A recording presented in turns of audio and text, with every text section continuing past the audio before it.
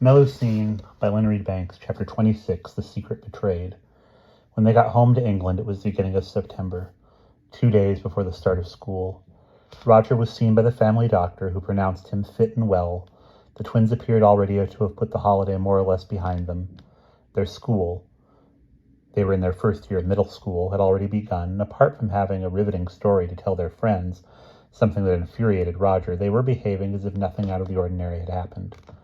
When they'd heard that Melusine disappeared, their reaction was, "Weird, wonder where she went." Roger's dad, after notifying Maître Gerard, was concentrating on making his mother feel better about the crash, which was likely to cause quite a bit of trouble yet.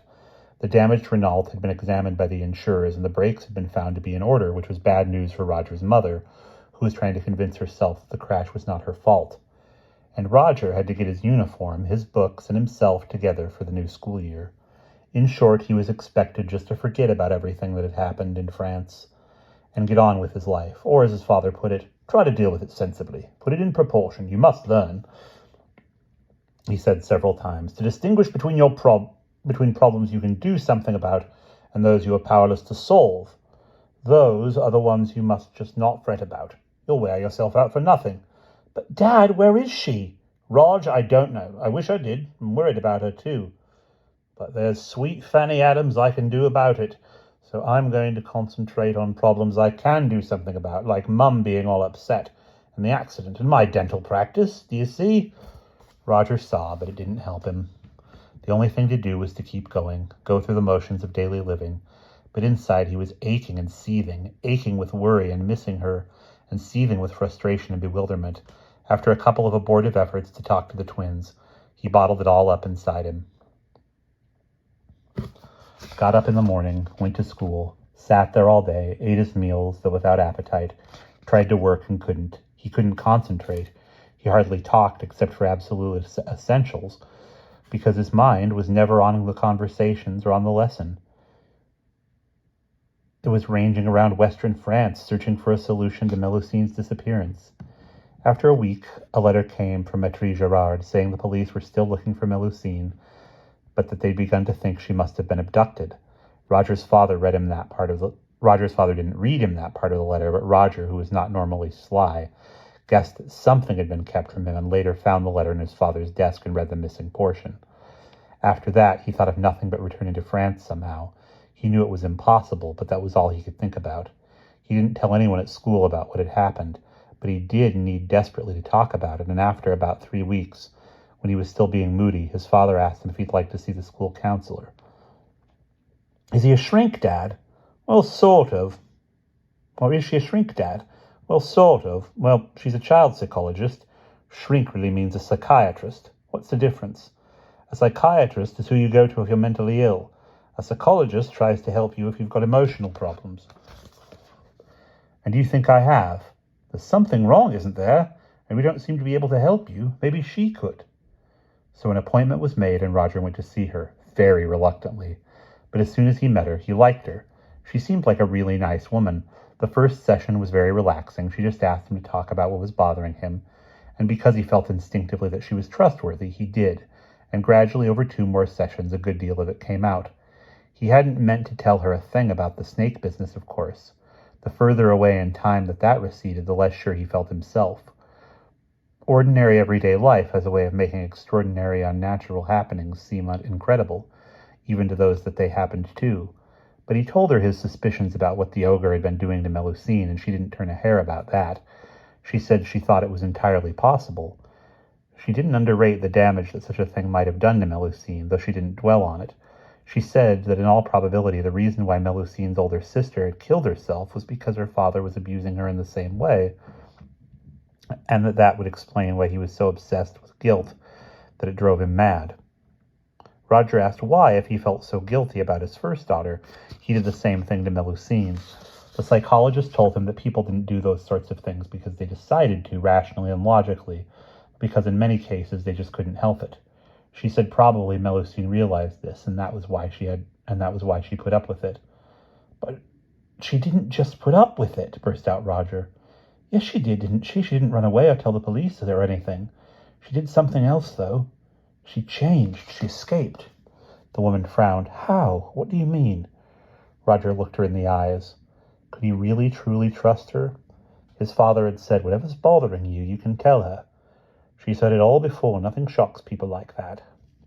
He gazed back at her, her face open, gentle, and accepting. He decided to tell her because he couldn't hold it back. Melusine could change herself into a snake, he said. The second he'd said it, he knew he'd made a terrible error of judgment. Her face altered. Just how, he couldn't have said. But the muscles stiffened somehow under the skin, and her eyes moved or widened or something. It was like a sharpening. The gentleness was sharpened. What was that, Roger? Say that again. He had two choices, to take back what he'd said, make a joke out of it, or press on and try to substantiate his statement, because he was basically honest and had held it all in for too long. Because he was exhausted inside from everything that had happened, he found himself opening up without reserve. He told her everything. The sounds in the night, the glimpses, the rescue on the boat, the night she had come and lay on the bed with him, the ogre's last struggle in the tower, the marks on the floor, the hollow, dry skin he had found and buried in the dung heap. The psychologist's eyes never blinked while he was talking. She stared at him fixedly and prompted him with very low-key questions, just to keep him talking. Several times he heard an inner voice ordering him to stop, but he couldn't. When he finished, there was a long silence, and he realized she hadn't moved anything except her mouth for a long time. Now she shifted in her swivel chair and moved her head as if her neck were stiff. Thank you, Roger, she said quietly. Time is up. I'll see you next week. As he left her room, he glanced back. She was swiftly making notes. Now he waited. He couldn't sleep. He knew he had betrayed himself and betrayed Melusine. What he didn't know and couldn't even guess was what would be the results. Presumably the psychologist thought he was either crazy or a pathological liar. She would tell his parents, and then something would happen. Not knowing what it would be was the worst. Every day was a torment of expectation. One part of him he thought might be shut away in a mental house. A more realistic part simply dreaded the look of shock and unbelief on the faces of his parents. And there was the guilt about having broken the secret, Melusine's secret.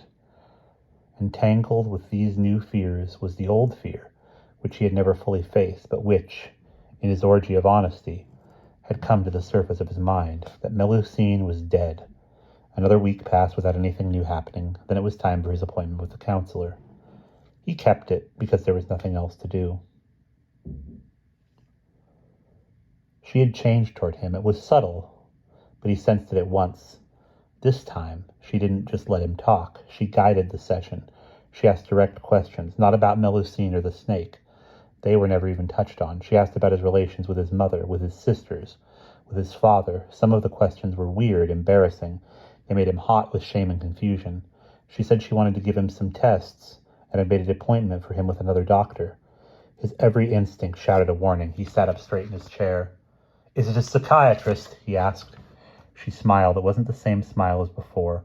It was a smile that concealed things. Never mind those fine distinctions, Roger. He's a good man and he knows his job. Trust me. I bloody won't, thought Roger. But when he got home and thought about it, he didn't see how he could get out of going. He was in a kind of trap. He sank deeper and deeper into depression. He could no longer function normally. Next day, he said he couldn't go to school because he was ill. He looked so wild and thin and unlike himself that his mother had absolutely no difficulty in believing him. She sat beside him on the bed. Darling, tell me what's the matter. Please tell me. I'll try to understand. Is it Melusine? Can this terrible state you've got yourself into be because you're... She stopped, and he thought the last word for her. Mad, but he was wrong. Roger, listen. When I was your age, I met a man older than myself, quite a bit older. I fell in love with him, really in love. I know people say it's just puppy love at that age, but I was in love properly. It lasted for years. It was the most powerful feeling I can ever remember. At that age, one has no defense. I was just overwhelmed. It just overwhelmed me.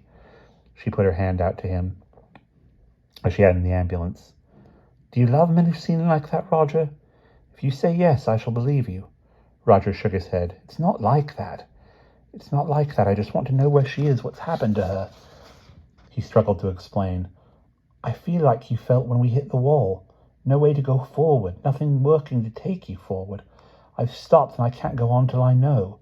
His mother gazed at him for a long time. Right, she said. If that's how it is, we must go back. I'll help you look for her. And that is the end of chapter 26.